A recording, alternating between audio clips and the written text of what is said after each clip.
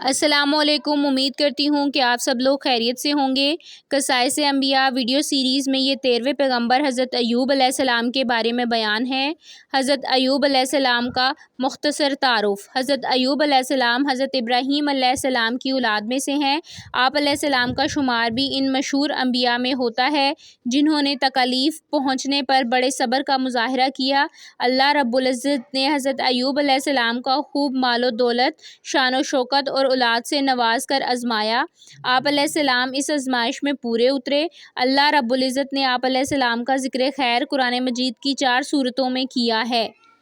قرآن پاک کی سورہ انعام آیت نمبر 84 کا ترجمہ ہے، اور ان ابراہیم کی اولاد میں سے داؤد، سلیمان، ایوب، یوسف، موسیٰ اور ہارون کو بھی ہدایت دی تھی۔ حضرت ایوب علیہ السلام کی شادی۔ حضرت ایوب علیہ السلام جب جوان ہوئے تو آپ علیہ السلام کی شادی محترمہ رحمت بنت افاسیم سے ہوئی۔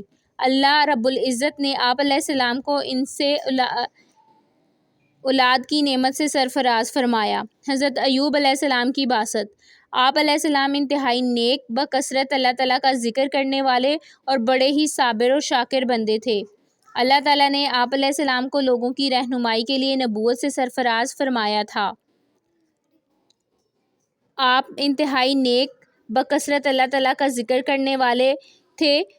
قرآن پاک کی سورہ نساء آیت نمبر 163 کا ترجمہ ہے، ہم نے ابراہیم، اسماعیل، اسحاق، یعقوب اور ان کی اولاد عیسیٰ، ایوب، یونس، ہارون اور سلیمان کی طرف بھی وحی بھیجی تھی، اور ہم نے داؤد کو زبور عطا کی تھی۔ حضرت ایوب علیہ السلام پر آزمائش اور آپ علیہ السلام کا صبر۔ حضرت ایوب علیہ السلام کو اللہ رب العزت نے خوب مال و دولت اور اولاد سے نوازا تھا۔ ان نعمتوں کے ملنے پر آپ علیہ السلام اللہ تعالیٰ کا بہت زیادہ شکر ادا کیا کرتے تھے۔ اللہ تعالیٰ نے آپ علیہ السلام کو مصائب میں مبتلا کر کے آزمایا۔ آپ علیہ السلام کی ساری دولت جاتی رہی اور اولاد بھی فوت ہو گئی اور گھر بار بھی ویران ہو گیا، لیکن اس کے باوجود بھی آپ علیہ السلام اللہ تعالیٰ کی رضا کے لیے صبر سے کام لیتے رہے اور کبھی شکوہ نہیں کیا۔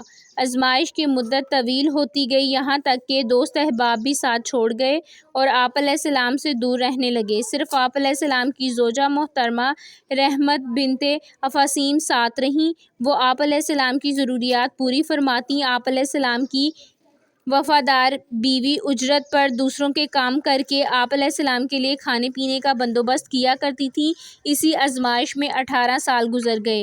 حدیث شریف میں آتا ہے، سب سے زیادہ سخت آزمائش انبیاء کرام پر، پھر لوگوں میں سے سب سے زیادہ نیک لوگوں پر، ان کے بعد جو ان سے کم درجہ کے ہوں ان پر آتی ہے۔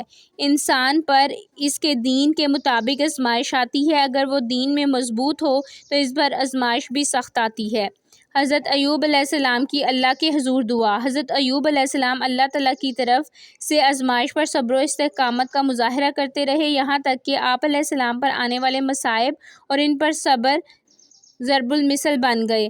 آخر کار جب بیماری بہت زیادہ بڑھ گئی تو آپ علیہ السلام نے اللہ عز و جل کے حضور دعا مانگی۔ فرمان الہی ہے۔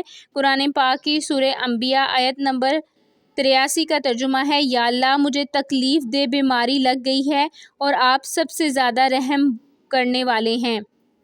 قرآن پاک کی سورہ صاد آیت نمبر 41 کا ترجمہ ہے، اے میرے رب، بے شک شیطان نے مجھے سخت تکلیف اور پریشانی میں مبتلا کر دیا ہے۔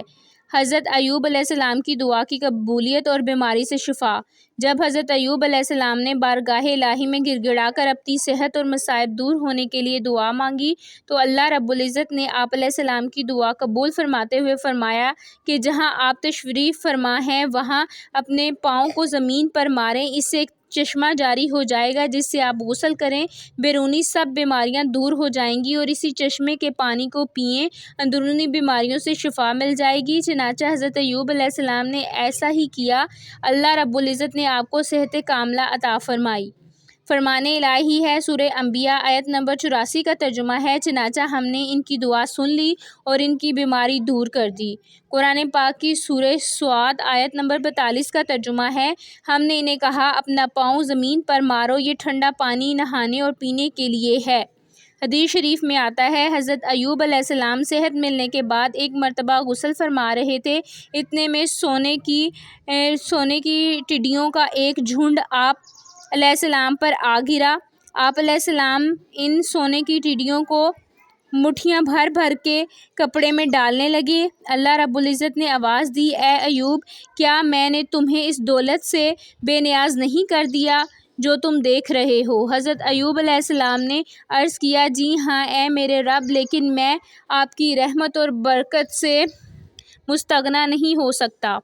آزمائش میں کامیابی کے بعد انعامات الہی کی بارش۔ حضرت ایوب علیہ السلام نے سخت بیماری کی حالت میں بھی اللہ رب العزت کی عبادت میں کمی نہیں کی اور مصائب اور بیماری پر بڑے صبر و تحمل کا مظاہرہ کیا۔ اللہ عز و جل نے آپ علیہ السلام کے صبر کرنے کی خوب تعریف فرمائی اور آپ علیہ السلام کے تمام مصائب دور فرما دیے۔ اس کے ساتھ ساتھ آپ علیہ السلام کو خاندان اور مال و دولت سے بھی نوازا اور حضرت ایوب علیہ السلام کے واقعے کو بعد میں آنے والوں کے لیے نصیحت بنا دیا۔ قرآن پاک کی سورہ صاد آیت نمبر 44 کا ترجمہ ہے، بے شک ہم نے انہیں ایوب کو صبر کرنے والا پایا، وہ بہت ہی نیک بندے اور اپنے رب کی طرف خوب رجوع کرنے والے تھے۔ قرآن پاک کی سورہ انبیاء آیت نمبر 84 کا ترجمہ ہے، اور انہیں نہ صرف ان کے اہل و عیال دیے بلکہ ان کے ساتھ اپنی خاص مہربانی سے ایسے ہی اور بھی عطا فرمائے تاکہ یہ واقعہ ہماری عبادت کرنے والوں کے لیے ایک نصیحت بن جائے۔ حضرت ایوب علیہ السلام کی اپنی وفادار بیوی کو 100 کوڑے مارنے کی قسم۔ حضرت ایوب علیہ السلام کی بیوی آپ علیہ السلام کی بیماری کی حالت میں بھی آپ علیہ السلام کے ساتھ رہیں اور آپ علیہ السلام کی خدمت کرتی رہیں۔ آپ علیہ السلام کی وہ بیوی آپ کی صحت کی شدید خواہش مند تھیں اور ہر وقت بیماری سے شفا کی تلاش میں رہتی تھیں۔ شیطان نے ان کی کمزوری سے فائدہ اٹھا کر انہیں شفا کا ایک شرکیہ عمل بتایا۔ انہوں نے آ کر آپ علیہ السلام کو وہ عمل بتایا جس پر آپ علیہ السلام غصے ہوئے اور کہا کہ وہ شیطان تھا اور تم شیطان کی باتوں میں کیوں آ گئی، اور ساتھ ہی قسم اٹھا لی کہ مجھے اگر اللہ تعالیٰ نے شفا دی تو میں تجھے 100 کوڑے ماروں گا۔ چنانچہ آپ علیہ السلام جب تندرست ہوئے تو قسم پوری کرنا چاہی۔ آپ علیہ السلام کی شریعت میں قسم کا کفارہ نہیں تھا بلکہ قسم توڑنے کی سزا 100 کوڑے تھی۔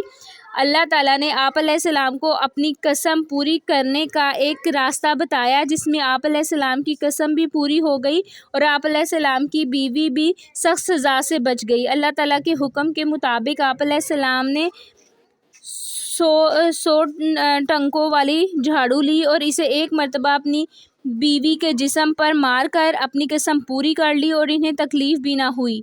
چونکہ حضرت ایوب علیہ السلام اور ان کی بیوی بڑے متقی پرہیزگار اور اللہ تعالیٰ کی طرف رجوع کرنے والے تھے، اس لیے اللہ تعالیٰ نے ایسا راستہ نکال دیا جس میں دونوں کے لیے سہولت تھی۔